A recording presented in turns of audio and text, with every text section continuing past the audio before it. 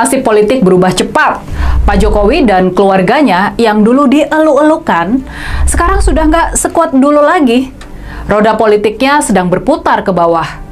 Pak Jokowi udah nggak sekuat sewaktu dia bisa mengoyak-ngoyak dan dengan enteng mengambil alih Golkar.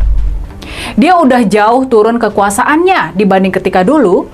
Dia bisa dengan gampang memaksa Ketua Umum Partai Golkar waktu itu, yakni Pak Erlangga Hartarto, mundur dari jabatannya. Pak Jokowi udah terkena pukulan Mahkamah Konstitusi yang bikin anak bungsunya, yakni Kaisang, gagal maju di pilkada. Gibran sudah terhantam oleh isu memalukan soal Fufu Fafa. Lalu Kaisang dan istrinya terkena skandal pesawat jet pribadi dan gaya hidup mewah di Amerika. Sang anak perempuan, Kahiyang, dan suaminya disebut-sebut dalam kasus korupsi Blok Medan yang diselidiki oleh KPK. Di Pilkada 2024, walaupun masih bisa memaksakan kemenangan di Jawa Tengah dan Solo, tapi praktis endorsement Pak Jokowi ke puluhan calon kepala daerah lain nggak berpengaruh banyak. Atau bahkan pengaruhnya malah negatif, seperti yang terjadi di pemilihan Gubernur Jakarta. Lalu PDI Perjuangan pun sekarang sudah berani memecat Pak Jokowi, Gibran, dan Bobi Nasution dari partai mereka. Upaya-upaya balasan dengan cara memenjarakan Sekjen PDIP Mas Hasto Kristianto lewat tangan KPK ternyata nggak berhasil. Bahkan sekarang giliran KPK yang harus menghadapi sidang pra-peradilan yang diajukan oleh Mas Hasto.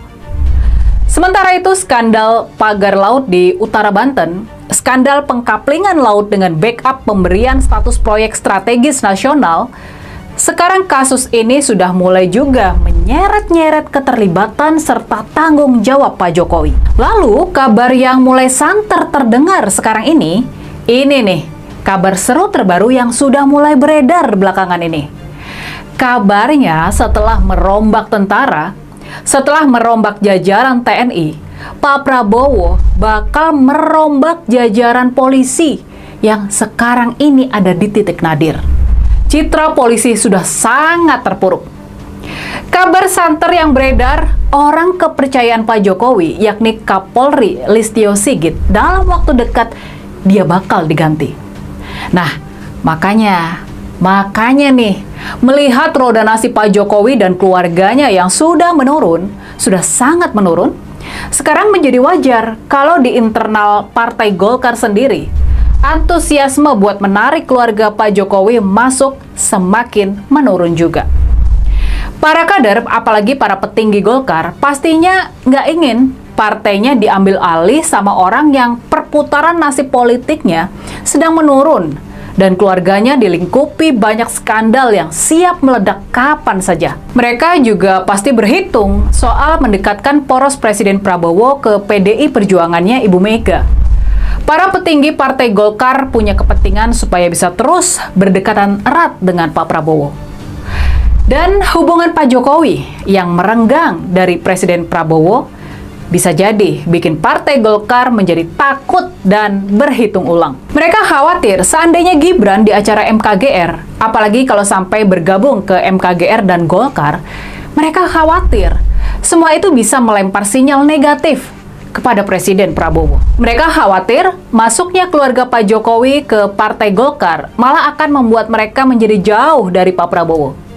Mereka khawatir hubungan mereka dengan Presiden Prabowo bakal sangat dipengaruhi sama suasana hubungan pribadi di antara Pak Jokowi dan Pak Prabowo. Kalau hubungan di antara Pak Jokowi dan Pak Prabowo ke depan semakin memburuk, maka ini bisa jadi bakal menyeret-nyeret Partai Golkar. Dan tentu saja, kondisi ini bakal buruk buat Golkar. Jadi, sekarang kita balik ke pertanyaan awal kita. Ada masalah apa sehingga Gibran yang selalu digadang-gadang bakal bergabung ke Partai Golkar pada akhirnya belum juga beruntung? Bisa jadi sekarang keluarga Pak Jokowi sudah mau buat bergabung dan mencari perlindungan di bawah naungan partai beringin tersebut. Bisa jadi begitulah kondisinya. Tapi di sisi lain tampaknya ketertarikan para kader, apalagi para petinggi Partai Golkar, ketertarikan mereka kepada Pak Jokowi sudah sangat menurun. Apalagi bisa sangat jadi kegeraman mereka sama Pak Jokowi yang sudah mengobrak-abrik dan mempermalukan partai mereka masih belum sirna. Halo teman-teman, kembali lagi bersama saya di channel ini. Salam NKRI harga mati. Nah teman-teman, dalam video ini ada sebuah cuplikan dari Barini Budoyo yang mengatakan keluarga Jokowi kesulitan dapat partai baru. Nah teman-teman, kita akan membahas beberapa komentar dari beberapa netizen yang memang mengutip tentang permasalahan tersebut ya teman-teman. Jokowi dan keluarga nggak akan gampang masuk partai-partai yang ada track record sebagai pengkhianat partai, sehingga sebagai koruptor, sebagai perusak tatanan demokrasi, jelas jadi pertimbangan serius dari partai-partai. Apalagi kalau mereka masuk pinginnya langsung jadi pentolan partai, gak mau merintis dari bawah. Ini kan merusak merit system sebuah partai. Udahlah, biarin mereka jadi gelandangan politik aja. Selanjutnya, 10 tahun dipimpin Jokowi, apa yang dirasakan rakyat Indonesia nggak mudah melupakan kisahnya itu. Siapa yang mau menerima keluarga Jokowi dengan track record mengkhianati partainya sendiri dan berani menghalalkan segala cara agar keinginannya tersebut, termasuk mengubah undang-undang partai, yang mana yang mau? Sangat muak sama keluarga dinasti Jokowi. Moga nggak ada partai yang mau menerima keluarganya Jokowi. Jangan diterima.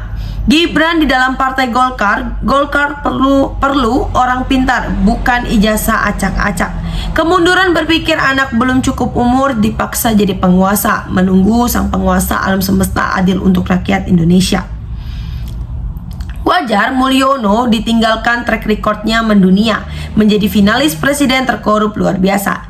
Kader Golkar sendiri yang muda-muda banyak sekali yang cerdas dan berwibawa. Buat apa Minang Fufu Fafa? Semoga Golkar tetap jaya, Bung, merdeka. Golkar membutuhkan orang profesional yang berpendidikan tinggi dan ijazah asli. Akan kurang diterima di partai manapun, pengkhianat akan susah dapat kepercayaan. Pohon beringin digergaji, kayunya pun dibikin membel. Hasil produksinya tak usah kuat bahan jati. Beringin mudah rapuh karena mudah digerogoti rayap. Iya, Golkar sepertinya takut ditinggal pendukungnya kalau menerima keluarga Mulyono. Belajar dari PKS yang ditinggalkan pendukungnya karena salah kebijakan. Pengkhianat siapa yang mau nampung, paling jadi gelandangan politik. Udah jadi rakyat, sekarang mah jadi rekam jejaknya udah pada tahu. Tinggal tunggu perhitungan dengan hukum. Kasus PSN PIK 2. Kami mohon partai Golkar tidak usah menerima keluarga Jokowi, percuma saja karena Jokowi sudah luntur karismanya. Mengambil pelajaran kasus PDIP, keluarga Jokowi sudah dikenal sebagai pengkhianat. Pak Prabowo harus berani sebagai Raden Wijaya, sang pendiri Majapahit, bersekutu dengan Mongol untuk mengalahkan Jaya Katuang dan selanjutnya mengusir tentara Mongol demi Majapahit merdeka. Kalau seandainya Golkar menerima keluarga Jokowi, Golkar akan tak punya kekuatan. Partai besar runtuh dari pamornya mundur gara-gara mungut luntang lantung. Partai politik yang menerima keluarga Mulyono yakin pasti boncos. Rakyat sudah cerdas. Golkar partai yang sudah berpengalaman, semoga tetap solid dengan pendukung setianya. Ada kehati-hatian partai politik untuk mengambil sikap politik yang syarat pertimbangan jangka panjang. Jokowi sekarang lagi berusaha meningkatkan citranya sampai terpaksa menyeting pengunjung ke rumahnya di Solo. Bahkan main kotor bak anak jalanan bersama para buzzernya. Tapi pangkatnya dari OCCRP sangat berpotensi menghalangi dia untuk mendapat dukungan dari parpol-parpol. Cara menumpas politik dinasti jangan pernah diterima di partai manapun keluarga Jokowi. Yang kalau partai Golkar berani menerima Jokowi dan Gibran, maka siap-siap saja ditinggal pemilihannya saat pemilu tahun 2029. Lagi pula ngapain ke Golkar? Kan mereka punya partai sendiri, yaitu PSI. Nah teman-teman, sahabat-sahabat dari Bongkar TV, silakan berikan tanggapan teman-teman dalam kolom komentar ini, sehingga kita dapat bertukar pikiran antar satu dengan yang lain dalam kolom komentar ini. Terima kasih teman-teman. Bongkar TV melaporkan.